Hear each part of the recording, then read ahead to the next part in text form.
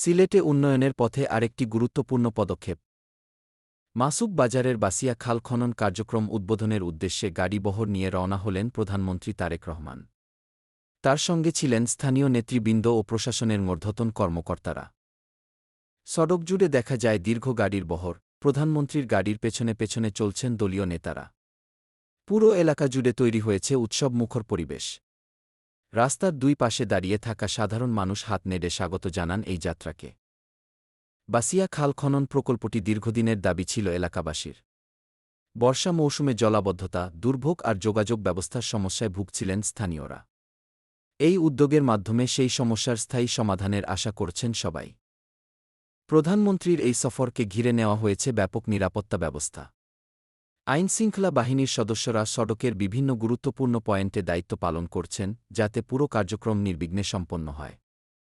স্থানীয় এক বাসিন্দা জানান, আজকের দিনটি আমাদের জন্য খুবই গুরুত্বপূর্ণ।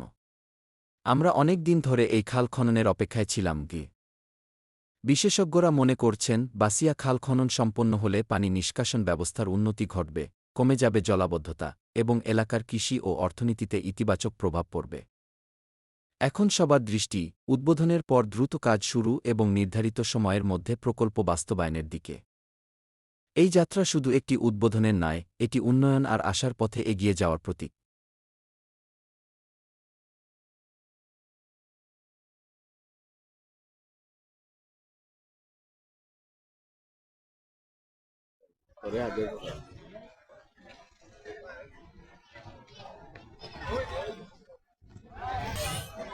সিলেট নগরী টেমুকি পয়েন্ট থেকে বাগানের যে রোডটি গিয়েছে সিলেটের বাদশা নদীর পারে।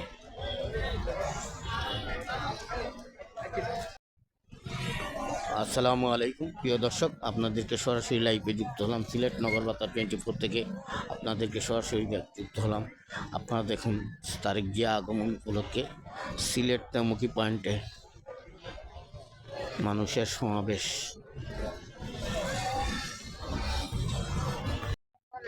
প্রিয় দর্শক, সিলেট নগর বার্তা থেকে 24 থেকে সরাসরি এখন আপনাদেরকে লাইভে ঢুকলাম। আপনারা দেখুন তারেক জিয়া আগমন উপলক্ষে সিলেট টেমুকি পয়েন্টে খুব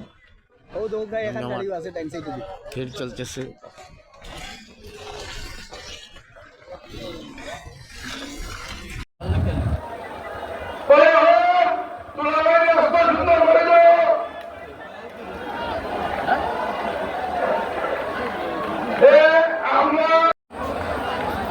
আর আমি গাড়ি আবার